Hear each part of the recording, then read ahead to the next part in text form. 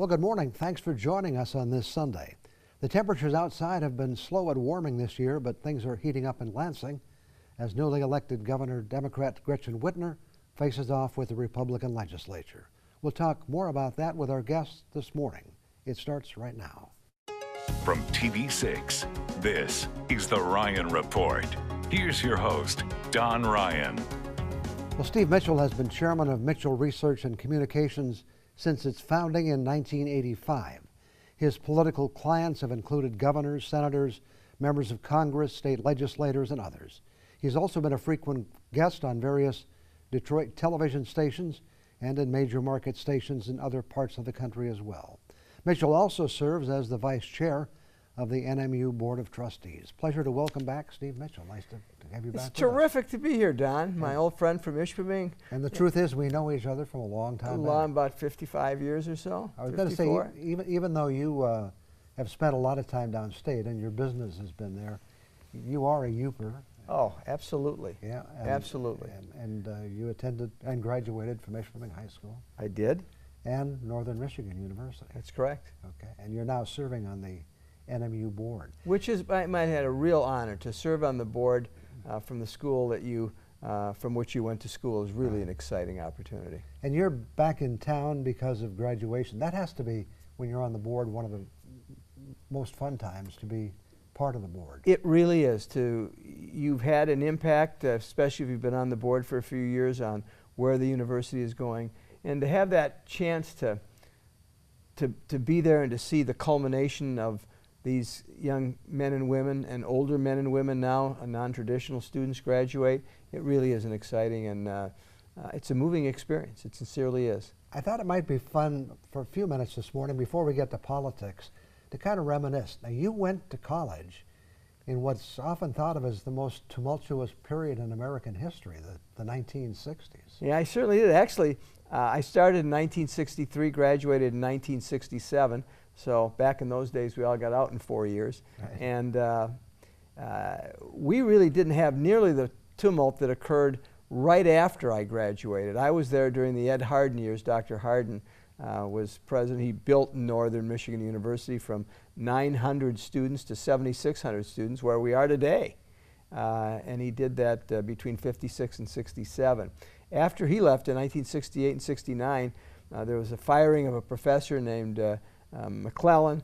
That led to all kinds of student protests, and so it was a fascinating time, and I was actually living near there and had a girlfriend on campus at that time. Okay. So I watched that, and my best friend was president of the Student Government Association, so he was leading the charge on trying to solve some of these issues that they felt the administration, people like us, you know, the old fogies right. on the board were trying to do at that time. So it was a fascinating time to be there. I was on campus in 1963 when President Kennedy was assassinated, which was an interesting day that yes, all of us definitely. In our, anybody who was old enough to remember that remembers that day. But Northern was built up in that period with Hardin up to 7,600. It went up to 9,000 when Les Wang was president. And then we're now back fighting bad demographics, but now we're on the way up. Northern has really rebounded under Fritz Erickson, and the last couple classes have been up, and we expect this one will be too. We'll talk some more about that, but you know, going back to those early days with Ed Hardin, he truly has to go down in history as one of the guys who turned Northern from a sleepy little teacher's college into a university. There's no doubt the reason that Northern Michigan University is what it is today is because of Dr. Hardin. He was an innovative leader. He patterned Northern Michigan's growth after Michigan State's growth from whence he came up to Northern. And he went back to become president of Story Olds, a large Oldsmobile dealership in Lansing. They had an interim presidency come up at Michigan State. They made him interim president of Michigan State. He did so well, they took the interim off, and you look at the record, Ed Hardin is one of the former presidents of Michigan State, where he did a terrific job at Michigan State. One of the things I did as a board member, because I knew Ed so well, and I was active in student government and a lot of other activities, is there's a building on campus that was called the Hardin Learning Resources Center. Right. Everybody called it the LRC, or the Learning Resources Center.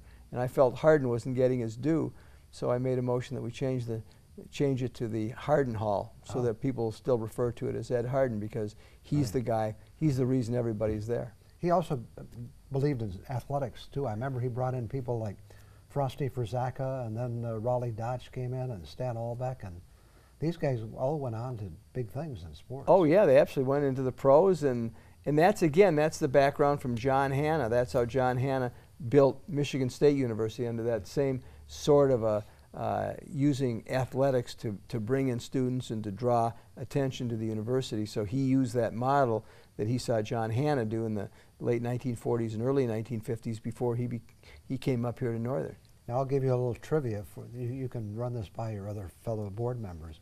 Do you know who the longest serving president of Northern is, or was? The longest serving president of Northern. And you don't have to know. I don't expect you. You know, it could have been John X. No, it was James H.B. Kay from 1904 to 1923. Wow. And I'm guessing he's probably also the only president who had two middle initials, but I'm not sure about I that. think he is. I'm not sure, but he didn't have an X there like John X. Jamish. But you know, it's true. Each of these leaders do have a major impact on these institutions, don't they?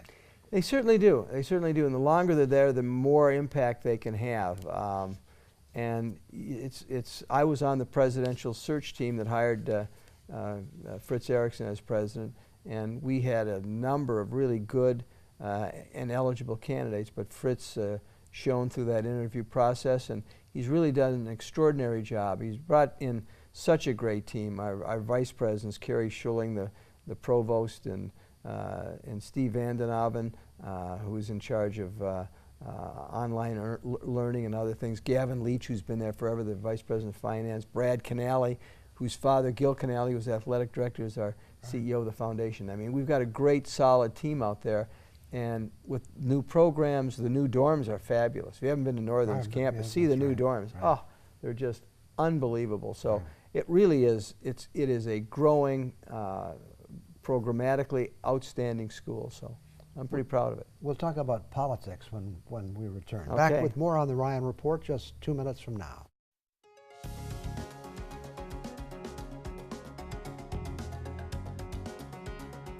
Again, our guest is Steve Mitchell. We've been talking about his service on the NMU board, but he's also been in the political consulting and polling business since 1985, I believe. Yeah, that's when I started. That's when your business started. You were doing that kind of thing before then. Yeah, I was. Yeah, I worked. I worked for Senator Griffin, and I was out of a job when he lost in 1978. So, and then in 1979, Dick Postumus, who went on to become Lieutenant Governor and Chief of Staff under Rick Snyder, hired me to work in Lansing. And then in 1981, I ran Phil Ruppy's U.S. Senate campaign. He lost. I don't know if this is. I have had a lot of victories along the line, right. But Phil lost as well. And so that's when I started this company, really in 1983. Then I worked for Reagan Bush, 84, on the national staff out in Washington State. Came back to Lansing and East Lansing and started the company. Let me ask you this. You know, have we ever had a more polarized time in this country when it comes to political views? No. No, we haven't. You go back to the 1960s and things were very polarized then, but there has never been, you look back on American history, there's never been this type of hyper-partisanship on both sides, neither side talking to the other. It really has been an extraordinary time in American history, and I don't know how we get it back on the rails. I just don't know how we do that. There was a time, you know, when politicians from both parties would aggressively debate, but then they'd go out and have dinner and, you know, a couple of drinks or something and enjoy their company. But that probably doesn't happen that much anymore. It simply does not. When I first started working in Lansing back in 1979, that's the way it was. We'd go and we'd have some drinks with Lou Dodak, who became eventually the Michigan Speaker of the House. We'd go to the and just everybody got along really, really well. And people always want to blame it on term limits. Well, we went into term limits, and that's the reason that we don't have that camaraderie anymore. But I think it's really the hyper-partisanship that exists. The most liberal Democrats win Democratic primaries, the most conservative Republicans win Republican primaries, and there's no middle ground for them to be able to reach any sort of accord. And then everybody's on social media, and the Democrats are tweeting out what they want or posting on Facebook what they want. So it is really a toxic environment, and others want to blame Donald Trump for it, but it was toxic long before Trump became president. I don't know, perhaps I'm naive, but I still believe that much of the American public is kind of in the middle, that they aren't at those extreme views. But now you're a professional I disagree. pollster. There Okay. are very few people in the middle anymore. Okay. There's, I would say 42, 43% on both sides. So you've got that very narrow part in the middle now. It's just, and those people who are affiliated with either the Democratic or Republican Party are just they have such strongly held beliefs, and they watch their own media now. Right. Back in the day, people would watch, the Democrats and Republicans would watch Walter Cronkite or David Brinkley or whomever it was on the major news channels, and you just don't see that anymore. Now what you're seeing is instead the Republicans are watching Fox News and the Democrats are watching MSNBC or CNN, and there's no path in the middle, and because they want to keep their ratings up, they go for the kill and trying to provide the strongest arguments for the Republicans or the Democrats, depending on the news media outlet. Okay, we have a new situation in Michigan for the first time in 8 years. We have a Democratic governor and a Republican legislature. How do you see things working so far? There was a lot of talk about bipartisanship, but we haven't seen much. There's always, whenever these things occur, there's always a lot of talk about bipartisanship. Everybody wants to have bipartisanship. But then, again, because they're so far apart ideologically and philosophically, it's hard to come to some sort of an agreement. They've got to come to an agreement on the budget before October 1st, but it's not going to be easy to come to grips with that budget because, again, ideologically, philosophically, they're very far apart. The governor said she wanted to fix the darn roads. Right. And Stronger yet, than that even. well, she was a little stronger than that. Right. That was her big saying.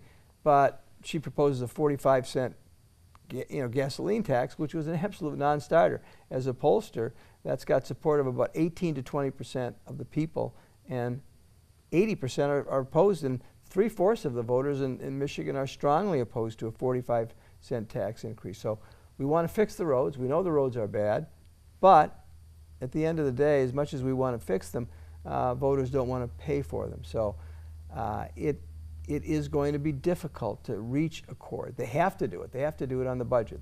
I mean, that's by law, constitutionally, you have to have a budget under which the government operates.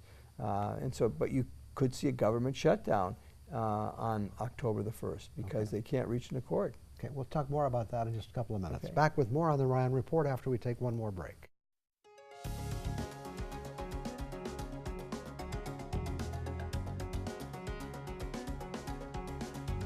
Again, we're talking with Steve Mitchell this morning. Steve, we were talking about the partisanship in Lansing and the fact that they eventually have to agree on a budget. Governor Whitmer is a savvy politician, I would take. She spent some time in the legislature. Yeah, she is. She's a very knowledgeable. She was in the legislature. She was Senate Minority Leader at one time. And it's going to take her some time to get used to governing. When you're in the minority, you're throwing out ideas, but you're not actually governing. And I think that issue of governing is something that she will grow into. She's only been governor now for a short period of time. She's very likable on a one-on-one basis. You can't find bad things to say about her. But again, she has to satisfy her base, which is the more liberal or now called progressive wing of the party. The Republicans have to satisfy their base. And so Mike Shirkey, the Senate Majority Leader, Lee Chatfield, who is the Speaker, want to work with her. They know that it's important that she do that, but it's trying to find a way to win some small victories so they can win some big ones later on. Kind of a bombshell went off a few weeks ago with the federal court ruling on gerrymandering and redistricting. That could cause some big problems for some current senators, couldn't it? It certainly could. Under the Michigan Constitution, you're only allowed to serve 2 terms. Well, if they have to have a re-election for the Senate this time, if that court ruling in the Sixth Circuit Court of Appeals stands up, then the senators would be out after 6 years instead of 8 years, so it would have a huge impact. My sense is that the United States Supreme Court is now dealing with a broad sort of omnibus decision that's going to come out on gerrymandering based on 2 cases, one in North Carolina, one in Maryland. And the results of those 2 cases and how they're decided will impact what happens in Michigan. I think there's a 5% chance that we're going to ultimately, at the end of the day, reapportion for the 2020 election instead of 2022 when it should be. Okay. So we'll have to wait and see what the courts decide. That's exactly correct. I did want to ask you, I had a guest several weeks ago, Nathan Gra, who wrote the book Demographics and the Demand for Higher Education. Obviously, he has pointed out some real challenges for universities in the Northeast and Midwest. There are real challenges demographically. The number of high school students is dropping really dramatically. And it was interesting. I was attending the American Association of Governing Boards conference in Orlando, Florida a couple of weeks ago, and I was at a work group where they were actually talking about Nathan Gra, and we were able to say he came to our university, and people were stunned that that's how far ahead of the game we were, thanks to Kerry Schuling and Jason Nicholas and others who recommended that we bring him in. But we do have a real problem with demographics, and that's why we're moving very aggressively to do a better job of advising our students, of placing our students when they get out, of making sure that they don't get into as much student debt as some students do. So, I mean, Northern has been at the forefront of so many innovative changes because we know that demographic drop is coming, and there's going to be far fewer students for us from which to get people coming into Northern. So we know it's coming, we're adjusting to it, and we're going to make sure that Northern continues to be strong and viable as a result of making those adjustments. And he points out this is not just a matter of doing better advertising. You have to do more than that. You have and I'm to not saying that's what Northern's doing. No, and this goes well beyond, right. What we want to do is when we bring in students, we want to be able to see right away, whoops, that student is having trouble. He missed his 3rd class. What's going on here? And intervene early. So if you intervene early and you try to do some things that will make that student want to stay there and to solve their problems, to get them involved in the community. And we have a lot of commuter students. We have to do a better job of making commuter students feel a part of the universities, because we do lose more commuter students than we lose residential on-campus students. So there's just all these things. But what I can tell you, I just got out of a board meeting this week that I'm in here, and we're talking about these things because we know that this cliff is coming, and we want to be one of the universities that's going to survive, that's going to really do an effective job of maintaining a strong student body through having the right programs and doing the right type of advising for students. I know why you're a frequent guest on television shows, because you're a great guest. Well, I always run out of time before I run out of questions. Well, and I love seeing my old friend from Ishpeming. I tell you, I love it, Don. All right. Thank Thanks you a very lot much. for coming in, and Steve. to be in my home station in my hometown. That's there you wonderful. Go. Okay, we'll be back with some other thoughts for you in just a couple of minutes.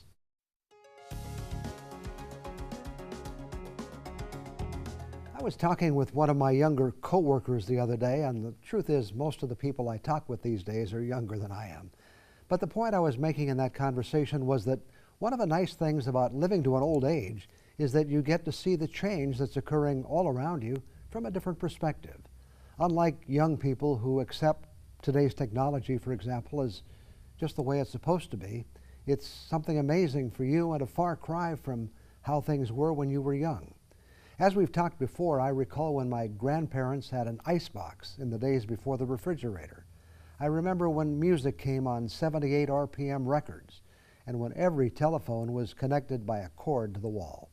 So when I get to see some of the things that are available today, it's just amazing. So what brought me down this road today on the highway to how things used to be? I bought a new car. To set the stage for this discussion, I should tell you, the first car I ever bought was a 1954 Plymouth. I love that car, but it was pretty basic. It came with an AM radio and standard transmission. So what's amazing about my new car? A lot of things, but one is the fact I don't need to put a key in the ignition to start the engine. I just need to have the key in my pocket when I push the button that starts the car. I know this feature's been around for a while, but it's new to me, And I can tell you for certain the old 54 Plymouth could not do that. I can also unlock the car doors without taking the keys out of my pocket. It all sounds kind of lazy, but it's nice to have. Although it does make you wonder how the conversation went when the engineers were sitting around a conference table brainstorming ideas for new cars. Suppose one of them said, "Here's an idea. What if you could start the car without even touching or taking the key out of your pocket?" And they all must have said, "Groovy." Actually, I don't think people say groovy anymore, but they must have liked it because now I have it in my car. And one more thing about my new car. Until I purchased this car, and I've owned a lot in my lifetime, every car I owned had some type of transmission shifter, either on the floor, on the steering column, and most recently in the center console between the seats. This car has none. It has 5 buttons that shift the car. Now, I imagine this technology is new, but truth be known, it's really a throwback. Way back in the 1950s and 60s, Chrysler sold a lot of cars with push-button transmissions. They disappeared with the 1964 model, and we haven't heard a lot about them since then. Until now. Good idea? I guess it is. It's taking me a little time to get used to it. I still find myself looking for that shift lever now and then, but it's never there.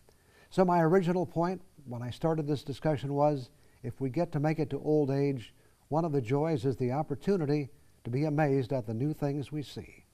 Unlike the teenager who gets in an older model car a few years from now and says, "Look at this, it must be ancient. You have to put a key in the ignition to start the car." I'll be back in a minute. Time to wrap it up for another week. The Today Show is just ahead. Remember to keep UpperMichiganSource.com in mind for the latest news anytime. You can also find a rebroadcast of this show at that same address. Thanks to Steve Mitchell for joining us this week to share some thoughts about NMU and politics in Michigan. And thank you for being here with us today. Let's get together again next Sunday morning.